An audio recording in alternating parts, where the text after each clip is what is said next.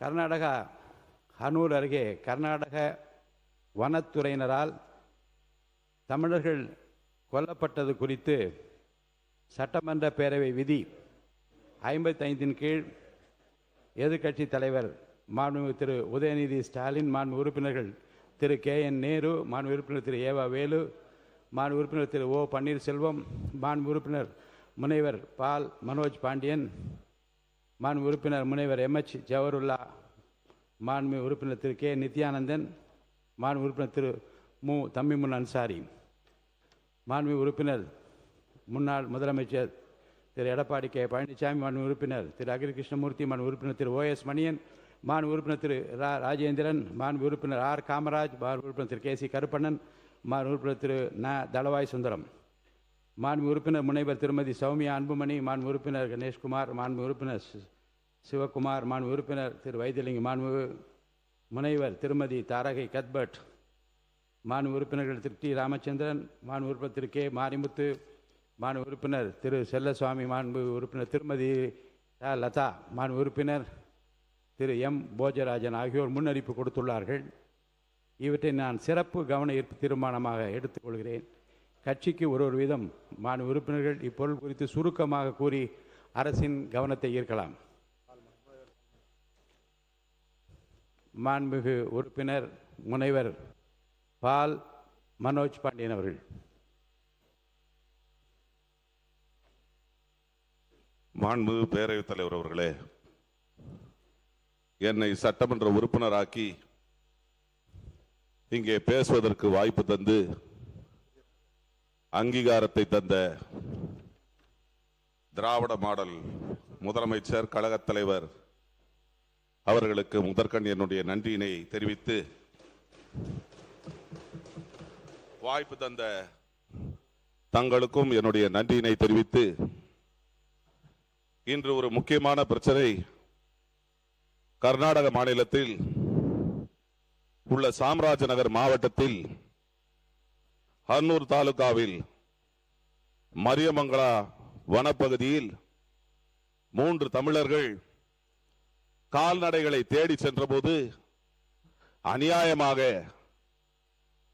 வனத்துறையினால் சுட்டுக் கொல்லப்பட்ட இந்த விவகாரத்தில் தமிழர்கள் அங்கே பாதிக்கப்பட்ட போது, எங்கே தமிழன் பாதிக்கப்பட்டாலும், எங்கே தமிழர்களுக்கு இன்னல்கள் வந்தாலும் அதற்கு முதலில் குரல் கொடுத்தவர் கழகத் தலைவர் என்பதை இங்கே பதிவு செய்ய விரும்புகிறேன். வனத்துறையினால் எந்த ஒரு காரணமும் இல்லாமல் அப்பாவி விவசாயிகளான அவர்களை சுட்டுக் கொன்றது மனித உரிமை மீறல்.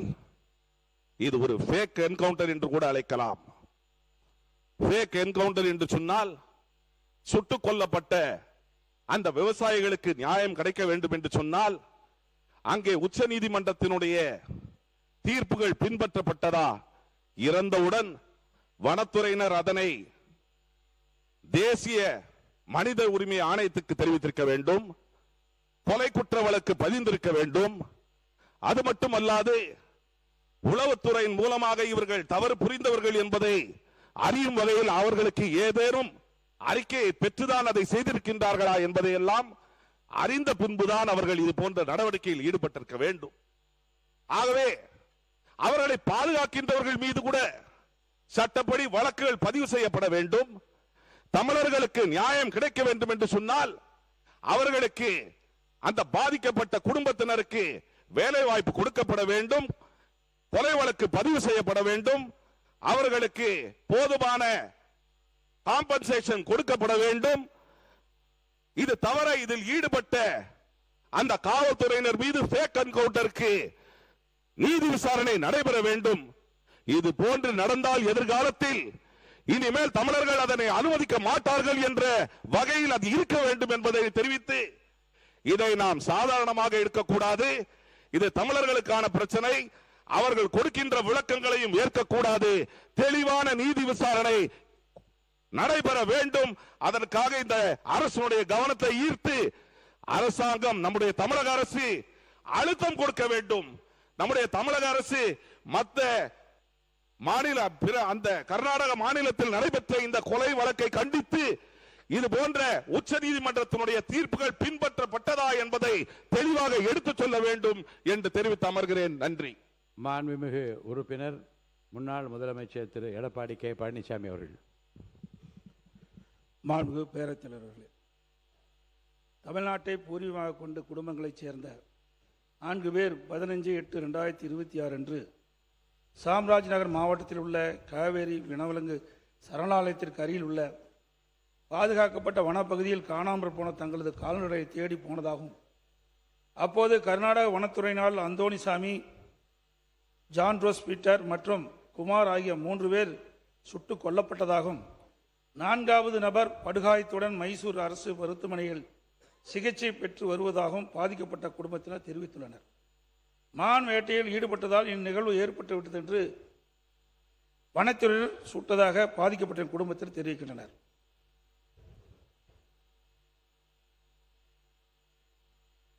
அதாவது மான் வேட்டையில் ஈடுபட்டதாக இந்நிகழ்வு ஏற்பட்டதாக அரசும் வனத்துறையிடம் தெரிவிக்கின்றனர். கர்நாடக வனத்துறையினால் அப்பாவி தமிழர்கள் 3 பேர் துப்பாக்கியால் சுடப்பட்டு உயிரிழந்த ஒரு துயரமான சம்பவமாகும். துப்பாக்கிச் சூட்டில் மிகப்பெரிய சதி நடைபெற்றுள்ளதாக தெரிவித்து ஹானூர் கிராம மக்கள் போராட்டத்தில் ஈடுபட்டனர். இச்சம்பவம் நடைபெற்ற இடம் 2 மாநிலங்கள் எல்லை பகுதியாகும். நியாயமான விசாரணை நடைபெற வேண்டுமென்றால் இதை சிபிஐ விசாரிக்கத்தான் உண்மை வெளிவரும். எனவே இவ்வழக்கை சிபிஐ விசாரணைக்கு உட்படுத்த உரிய நடவடிக்கையை இந்த அரசு மேற்கொள்ள வேண்டும். இந்த சம்பவம் குறித்து கர்நாடக சட்டமன்றத்தில் மிகப்பெரிய விவாதம் ஏற்பட்டு சபையை ஒத்திவைக்கின்ற அளவுக்கு நேரிட்டது. உயிரிழந்த 3 குடும்பத்திற்கு கர்நாடக அரசு அறிவித்துள்ள நிதி ரூபாய் 5 லட்சம் மிக குறைவு. எனவே தமிழக அரசின் சார்பாக பாதிக்கப்பட்ட குடும்பங்களுக்கு தேவையான உதவிகள் செய்ய இந்த அரசை வலியுறுத்துகிறேன். இது போன்ற சம்பவங்கள் மேலும் தொடராத வகையில் கர்நாடக அரசோடு தொடர்பு கொண்டு உரிய நடவடிக்கை மேற்கொள்ள தமிழக அரசு முன்வர வேண்டும். இப்பிரச்சனையின் உண்மை நிலையை தமிழக மக்களுக்கு தெரிவிக்க வேண்டிய கடமை இந்த அரசுக்கு இருக்கின்றது என்று கூறி அரசியலின் கவனத்தை ஈர்த்து அமைகிறேன். மாண்புமிகு உறுப்பினர் முனைவர் கணேஷ்குமார் அவர்கள் சுருக்கமாக. மாண்புமிகு பேரவைத் தலைவர் அவர்களே, கர்நாடக மாநிலத்தில் சாம்ராட் நகர் வனப்பகுதியில் தமிழ்நாட்டை பூர்வீகமாக கொண்ட அந்தோணிசாமி, ஜான் பீட்டர், குமார் ஆகிய 3 தமிழர்கள். 3 தமிழர்கள் என்று சொன்னால் அவருடைய நிலைமையை நாம் முதலில் கணக்கில் எடுக்க வேண்டும். மேட்டூர் அணை இங்கே கட்டப்பட்ட பொழுது தர்மபுரி பகுதியில் வாழ்ந்த அவர்கள் மேட்டூர் அணைக்காக தன்னுடைய வாழ்வாதாரத்தையே இழந்து புலம்பெயர்ந்து அந்த கிராமத்தில் சென்று வசித்து இருக்கக்கூடியவர்கள். தங்களுடைய கால்நடைகளான மாடுகள் காணவில்லை என்று வனப்பகுதியில் தேடி சென்றிருக்கக்கூடிய சூழ்நிலையில் சுட்டுக் கொல்லப்பட்டிருக்கிறார்கள். இதற்காக கர்நாடக வனத்துறையினர் மான் வேட்டைக்கு வந்ததாக ஒரு காரணம் சொல்லி அங்கே அந்த சம்பவம் நடந்ததாக கூறுகிறார்கள். இப்படிப்பட்ட சூழ்நிலையில் அந்த சட்டமன்ற உறுப்பினர் அவர்கள், அன்னூர் அந்த சட்டமன்ற தொகுதிக்கு உட்பட்டு வரக்கூடிய சட்டமன்ற உறுப்பினர் அவர்கள் இதில் ஏதோ இருக்கிறது என்று அவரே ஒப்புக்கொண்டு அந்த பாதிக்கப்பட்டவர்களுக்கு 10 லட்சம் ரூபாய் நிவாரணம் கொடுத்திருக்கிறார்கள். கர்நாடக அமைச்சரும் கூட பாதிக்கப்பட்டவர்களுக்கு 5 லட்சம் ரூபாய் நிவாரணம் கொடுத்திருக்கிறது. இது குறித்து நேற்று ஆனால் கர்நாடக வனத்துறை அமைச்சர் அவர்கள் கர்நாடக சட்டமன்றத்தில் தாக்கல் செய்திருக்கக்கூடிய அறிக்கையில் இது தற்காப்புக்காக நடைபெற்றது, இதில் எந்தவித உரிமை மீறலும் இல்லை என்று ஒரு அறிக்கையை கர்நாடக சட்டமன்றத்தில் நேற்றைய தினம் தாக்கல் செய்யப்பட்டிருக்கிறார் கர்நாடகத்தினுடைய வனத்துறை அமைச்சர் திரு ராமலிங்க ரெட்டி அவர்கள். இப்படியெல்லாம் சூழ்நிலை இருக்கும் பொழுது தமிழ்நாட்டு அரசு தமிழர்களுடைய நலனை காப்பதற்காக மாண்புமிகு தமிழக முதலமைச்சர் ஒரு கண்டனத்தையும் பதிவு செய்திருக்கிறார். நியாயமான விசாரணை இதில் தேவை. இது சிபிஐ விசாரணைத்தால் மட்டும்தான் அங்கு அந்த தமிழர்களுக்கு மென்மேலும் இது போன்ற சம்பவங்கள் நடைபெறாமல் இருக்கும். 15 லட்சம் என்பது போதுமான நிவாரண தொகையாக இல்லை. 1 கோடி ரூபாய் அவர்களுக்கு நிவாரணம் வழங்க வேண்டும்.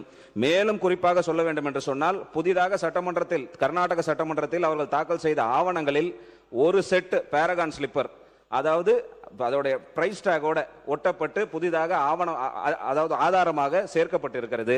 அப்படி என்று சொன்னால், இது இன்றைய காலை வந்தக்கூடிய செய்தி. அப்படி என்று சொன்னால் அவர்கள் புதிதாக செப்பல் வாங்கி போட்டுக்கொண்டு மான் வேட்டைக்கு செல்லவில்லை, மாடை தேடிதான் சென்றிருக்கிறார்கள். அப்படி மாடை தேடி சென்றவர்கள் சுட்டுக் கொல்லப்பட்டிருப்பதை எக்காரணத்தில் கொண்டும் நியாயப்படுத்துவதை நாம் பொறுத்து கொண்டு இந்த அவை இருக்கக்கூடாது என்று ஒரு தாழ்மையான வேண்டுகோளை வைத்து, தமிழர்களுக்கு நியாயம் மட்டுமல்ல, தமிழர்களுக்கான நிவாரணமும் உரிமையும் பெறுவதற்கு சிபிஐ விசாரணைக்கு நம்முடைய அரசு இந்த மன்றத்தின் மூலமாகவோ சட்ட ரீதியாகவோ நடவடிக்கை எடுக்க வேண்டும் என்று கேட்டு இந்த அவையின் கவனத்தை ஈர்த்து அமர்கிறேன். நன்றி. மாண்புமிகு உறுப்பினர் முனைவர் திருமதி தாரகை கத்பட் அவர்கள் சுருக்கமாக. மாண்புமிகு பேரவைத் தலைவர் அவர்களே, கர்நாடகா சாம்ராஜ் நகர் மாவட்டத்தில் உள்ள வனப்பகுதியில் தமிழர்களை சுட்டு தள்ளியுள்ளார்கள். இது மிகவும் கண்டிக்கத்தக்கதாகும். மனித உயிருக்கு இன்றைக்கு ஒரு விலை இல்லாமல் போய்விட்டது என்பது மிகவும் வருந்தத்தக்க ஒரு விஷயமாகவே மாறிவிட்டது. எப்பொழுதும் எந்த பிரச்சனை என்றாலும் தமிழர்கள் என்றாலே ஒரு இலக்காரமாக ஒரு மாறிவிட்ட ஒரு சூழ்நிலையும் இருக்கிறது. இதை நம்மளுடைய மாண்புமிகு முதலமைச்சர் அவர்கள் மிகவும் கண்டித்துள்ளார்கள். இன்றைக்கு கர்நாடக அரசு கொடுத்திட இழப்பீடானது உண்மையிலேயே இதற்கு அந்த உயிருக்கான ஒரு இழப்பீடாகவே நம்ம பார்க்க முடியாது. எனவே இதற்கு கூடுதல் இழப்பீடும் கொடுப்பது மட்டுமல்லாமல் இதற்கு தகுந்த சிபிஐ விசாரணையும் நடக்க வேண்டும் என்பது தமிழக காங்கிரஸ் கட்சியினுடைய நிலைப்பாடும் என்பதை நான் தெரிவித்துக் கொள்கின்றேன். அதே போல இன்றைக்கு மகிமைதாஸ் என்பவர் அங்கே உயிருக்கு போராடி கொண்டிருக்கக்கூடிய ஒரு நிலைமையும் இருக்கிறது.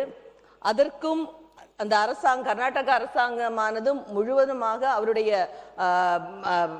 சிகிச்சைக்கு அவருடைய ட்ரீட்மெண்ட்ஸான செலவுகளை கம்ப்ளீட்டாக எடுக்க வேண்டும் என்பதும் தமிழக காங்கிரசுடைய நிலைப்பாடாகவே இருக்கிறது.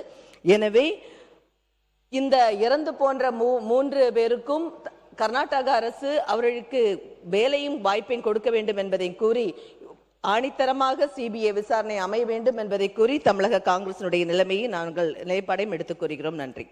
மாண்புமிகு உறுப்பினர் திரு டி ராமச்சந்திரன் அவர்கள்.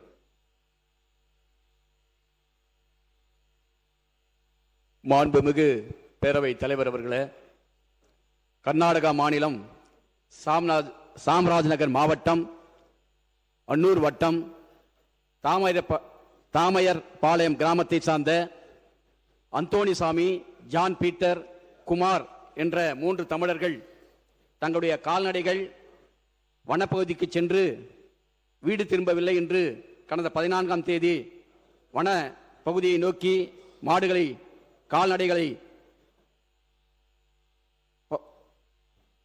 கால்நடைகளை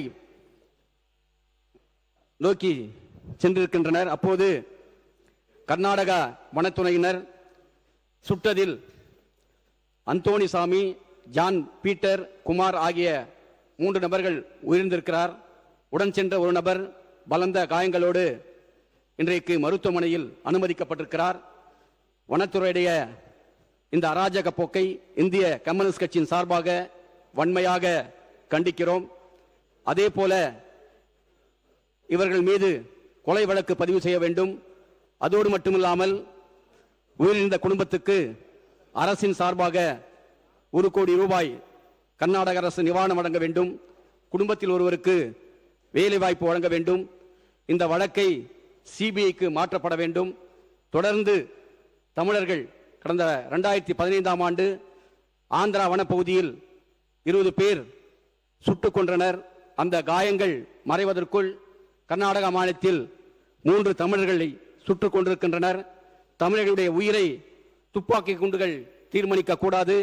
ஆகவே இதற்கு நியாயமான தீர்ப்பு கிடைக்க வேண்டுமென்றால் நம்முடைய அரசு சிபிஐ விசாரணைக்கு கர்நாடக அரசு உத்தரவிட வேண்டும் என்று கர்நாடக அரசை நம்முடைய அரசும் முதலமைச்சரும் கர்நாடக அரசுக்கு அழுத்தத்தை கொடுக்க வேண்டும் என்று இந்திய கம்யூனிஸ்ட் கட்சியின் சார்பாக அரசின் கவனத்தை ஈர்த்து அமர்கிறேன்.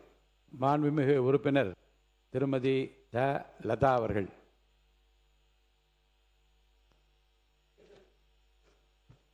மாண்புமிகு பேரவைத் தலைவர் அவர்களே, கர்நாடக மாநிலம் சாம்ராஜ் நகர் மாவட்டம் ஹானூர் தாலுகா தோமையார் பாளையம் கிராமத்தை சார்ந்த தமிழகத்தை பூர்வீகமாக கொண்ட விவசாயிகள் வழக்கமாக மாடு மேய்க்கும் வனப்பகுதிக்குள் காணாமல் போன மாடுகளை தேடிச் சென்று அந்தோணிராஜ், ஜான், குமார் ஆகியோரை கர்நாடக மாநில வனத்துறையினர் சுட்டு கொலை செய்திருப்பது வன்மையாக கண்டிக்கத்தக்கக்குரியது.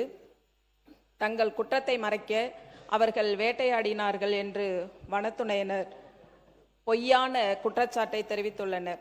இந்த துப்பாக்கி சூட்டை கொலையை எவ்வகையிலும் ஏற்றுக்கொள்ள இயலாது என்று மார்க்சிஸ்ட் கம்யூனிஸ்ட் கட்சி வலியுறுத்துகிறது. சம்பந்தப்பட்ட வனத்துறையினர் பணி நீக்கம் செய்து கைது செய்ய வேண்டும். கொல்லப்பட்டவர்கள் தமிழர்கள் என்ற அடிப்படையில் தமிழ்நாடு அரசு தனது கண்டனத்தை கர்நாடக அரசுக்கு தெரிவிக்க வேண்டும். உயிரிழந்த தமிழர்களுக்கு 1 கோடி ரூபாய் நிவாரணம் வழங்கிட வேண்டும். இது குறித்து உரிய முறையில் நீதி விசாரணை உத்தரவிட வேண்டும் என்று கேட்டுக்கொண்டு அமர்கிறேன். மாண்புமிகு உறுப்பினர் திரு எம் போஜராஜன் அவர்கள்.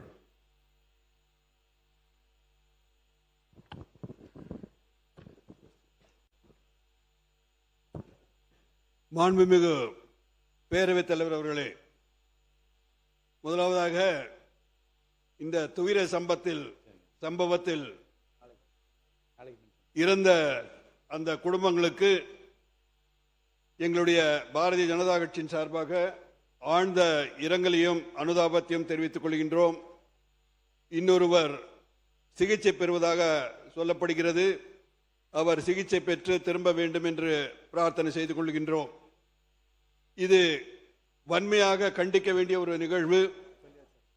சகோதரர் ராமச்சந்திரன் சொன்னது போல் கடந்த காலிலே தமிழர்களுக்கு ஆந்திராவிலே பல தொல்லைகள் எல்லாம் கொடுத்து உயிரை சாதாரணமாக எடுத்துக்கொண்டார்கள். அதே போன்ற நிகழ்வு இன்றும் தொடர்ந்து விடக்கூடாது. ஆகவே ஒட்டுமொத்தமாக கட்சி பாகுபாடு இன்றி இது போன்ற தமிழர்களுடைய நலனை கருதி ஒட்டுமொத்தமாக நமது எதிர்ப்பினை தெரிவித்து பாதிக்கப்பட்டவர்களுக்கு ஏற்கனவே உறுப்பினர்கள் சொன்னது போல் கொடுத்த நிவாரணம் தொகையெல்லாம் போதியதாக அல்ல. ஏனால் உயிருக்கு ஈடு இல்லை. இருந்தாலும் அவருடைய குடும்பத்தை பாதுகாப்பதற்கு ஒரு தொகை கொடுக்க வேண்டும். அந்த வகையிலே அதிகமாக கொடுக்க வேண்டும் என்று நாம் கர்நாடக அரசை வற்புறுத்த வேண்டும். அதே நேரத்தில் தமிழக அரசும் நிதி கொடுத்தாலும் தவறில்லை என்று நான் கருதுகின்றேன். எங்களுடைய பாரதிய ஜனதா கட்சியின் சார்பாக கர்நாடக அரசு அவர்கள் அதிகாரிகள் செய்து கொண்ட அந்த முறை அவசரமாக செய்ததை பார்த்தால் நமக்கு சந்தேகங்கள் எழுகின்றன. ஆகவே உரிய விசாரணை செய்து அந்த அதிகாரிகளை கண்டிப்பாக நடவடிக்கை எடுத்து நமது தமிழர்களுக்கு பாதுகாப்பு ஒரு உணர்வை நாம் ஏற்படுத்த வேண்டும் என்று பேரவைத் தலைவர் அவர் மூலமாக கேட்டுக்கொள்கின்றேன். நன்றி, வணக்கம். மாண்புமிகு எரிசக்தி மற்றும் சட்டத்துறை அமைச்சர் அவர்கள். மாண்புமிகு பேரவைத் தலைவர் அவர்களே, கர்நாடக மாநிலம் சாம்ராஜ் நகர் மாவட்டத்தில் மரியமங்கலம் வனப்பகுதியில் கரடிக்குட்டா வனப்பகுதியில் 15/8/2026 அன்று காவிரி வனவிலங்கு சரணாலயத்தில் கர்நாடக வனத்துறையினால் நடத்தப்பட்ட துப்பாக்கி சூட்டில் தமிழகத்தில் பூர்வீகமாக கொண்ட கர்நாடகாவில் ஹன்னூர் தாலுகா தோமையார் பாளையம் கிராமத்தைச் சேர்ந்த அந்தோணிசாமி, தகப்பன் பெயர் பெரியநாயகம், ஜான் ரோஸ் பீட்டர், தகப்பன் பெயர் யாக்கோப், குமார், தகப்பன் பெயர் சபரியப்பன் ஆகியோர் உயிரிழந்தனர். மேலும் காயப்பட்ட திரு மரியதாஸ் பெஞ்சமின் என்பவர் மட்டும் சம்பவ இடத்திலிருந்து தப்பிச் சென்று மருத்துவமனையில் அனுமதிக்கப்பட்டு சிகிச்சை பெற்று வருகிறார். கர்நாடகாவின் சாம்ராஜ் நகர் மாவட்டத்தில் உள்ள ஹன்னூர் தாலுகாவில் சுமார் 75 ஆண்டுகளுக்கு முன்பாக தமிழகத்திலிருந்து புலம்பெயர்ந்து சில தமிழ் குடும்பங்கள் வசித்து வருகின்றனர். சம்பவ நாளான ஆகஸ்ட் 15 அன்று காவிரி வனவிலங்கு சரணாலயம் வனப்பகுதியில் வனத்துறையினரின்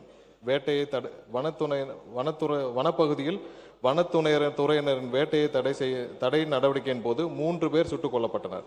உயிரிழந்தவர்களின் குடும்பத்தினர் மற்றும் அப்பகுதியைச் சேர்ந்த 300க்கும் மேற்பட்டோர் மேற்படி துப்பாக்கி சூடு நடத்தியதற்கு கண்டனம் தெரிவித்து உடலை வாங்க மறுத்தும் சாலை மறியலில் ஈடுபட்டதை தொடர்ந்து கர்நாடக அரசு இடைக்கால நிவாரணத் தொகையாக தலா ஒரு குடும்பத்திற்கு ரூபாய் 5 லட்சம் அறிவித்தது.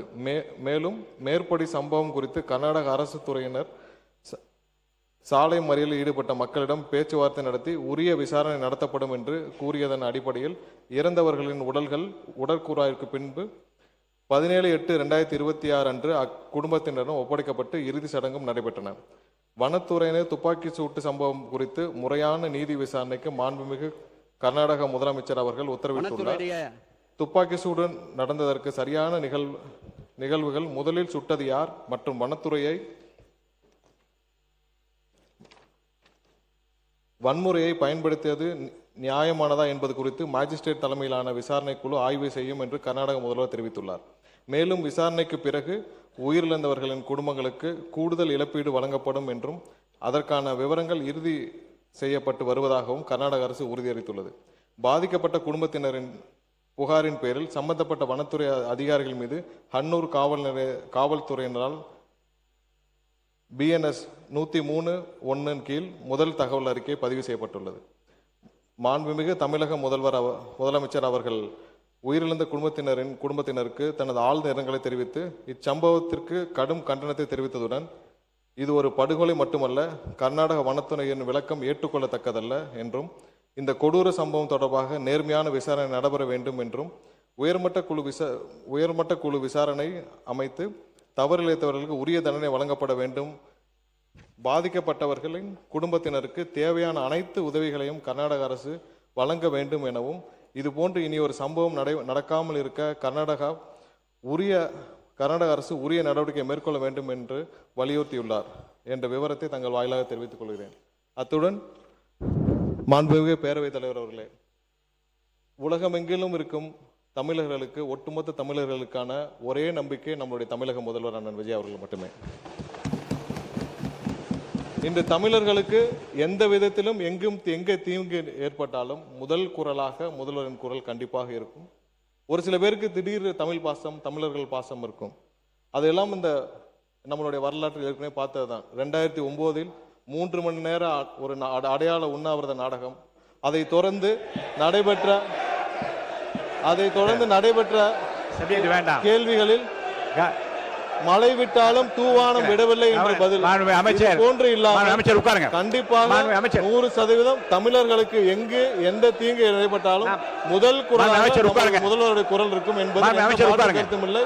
அதில் எந்த மாற்று கருத்தும் இல்லை தெரிவித்துக் கொள்கிறேன். அமைச்சர் அவர்கள் உட்காருங்க பேசுறதுக்கு உட்காருங்க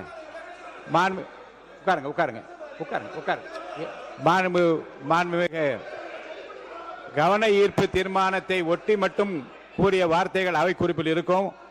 கவன ஈர்ப்பு தீர்மானத்திற்கு அப்பாற்பட்டு பேச அனைத்தும் அவை குறிப்பில் நீக்கப்படுகிறது. உட்காருங்க.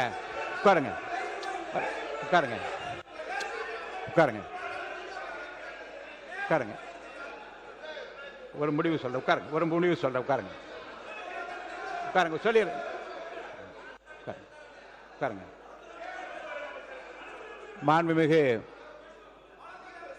மாண்புமிகு உறுப்பினருக்கு ஒரு பொதுவான அறிவிப்பை நான் உங்கள் நலன் கருதியும் இது முழுவதுமாக நேரடி தொலைக்காட்சியாக இருப்பதால் யார் பேசுறீங்க? அங்கிருந்து பேசாதீங்க, நீங்க பேசாதீங்க.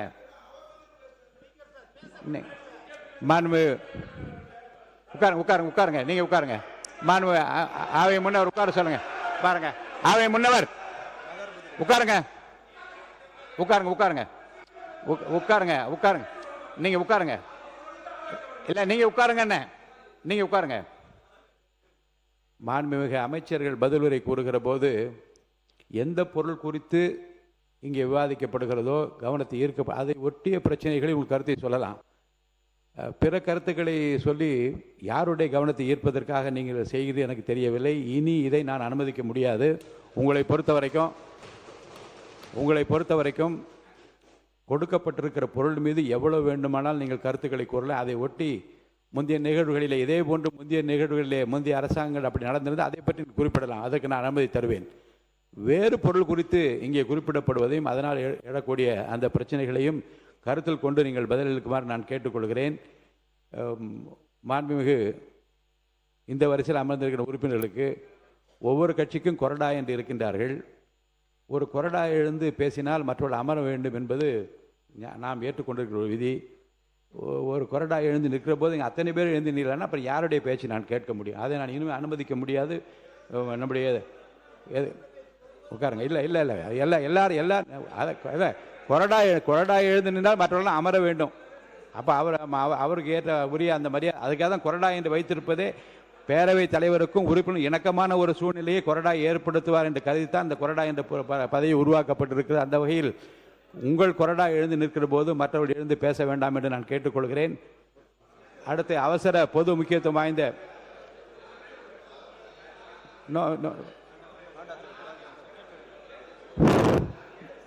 வேற பொருள் பற்றி பேசுறீங்க இல்லையா? இது குறித்து ஏதாவது இவருங்க இப்போது நடந்த சிறப்பு கவன ஈர்ப்பு தீர்மானம் குறித்து மட்டும் பேச அனுமதி, வேறு பொருள் குறித்து அனுமதிக்க முடியாது. அமருங்கள். நீங்க சொல்லுங்க கணேஷ்குமார், நீங்க பேசுறீங்க. உட்காருங்க, வேண்டாம். மென்ஷன் பண்றதா இல்ல இப்ப வேண்டாம். இப்ப நாளைக்குன்னு சொல்லியிருக்கேன் உங்ககிட்ட. நான் காலையில வரும்போது சொன்ன நாளைக்கு எடுத்துக்கொள்ளலாம். உட்காருங்க, நான் சொல்றேன். அது கவன ஈர்ப்பு தீர்மானங்களை எப்படி எடுத்துக்கொண்டு போய் என்பதை பற்றின அறிவிப்பு வெளியிட இருக்கின்ற. உட்காருங்க. உறுப்பினர் கணேஷ்குமார் சொல்லுங்க. மாண்புமிகு பேரவைத் தலைவர் அவர்களே, அமைச்சர் அவர் கூறிய பதிலுக்கு நன்றி. அவர் தமிழர்களுடைய உரிமையை காக்கப்படும் என்று சொல்லியிருக்கிறார். இதற்காக நம்ம என்ன நடவடிக்கை எடுக்க போறோம்? ஏன்னா நம்ம சிபிஐ விசாரணை கோர போறோமா, இல்ல அடுத்த கட்டமாக அந்த தமிழர்களுக்கு நியாயம் கிடைப்பதற்கு தமிழக அரசு என்ன நடவடிக்கை எடுக்க போகிறது என்பதை மட்டும் அறிய விரும்புகிறேன். நன்றி. மாண்புமிகு முன்னாள் முதலமைச்சர் இதை ஒட்டி மட்டும். மாண்புமிகு பேரவைத் தலைவர், மாண்புமிகு அமைச்சருடைய பதில் ஒரு நல்ல விளக்கத்தை இருந்தார். இடையில் ஒரு சின்ன வாசகத்தையும் அது சேர்த்திருக்கிறார். நானே சொல்லிவிட்டேன், அதுக்கு தான் பதில் நான் சொல்லிட்டேன். முடிஞ்சது, உட்காருங்க. இல்ல அதை பற்றி நான் தீர்ப்பு கொடுத்தப்ப அதை பற்றி பேச முடிஞ்சு. இல்ல அதை பற்றி நான் சொல்லிட்டேன்.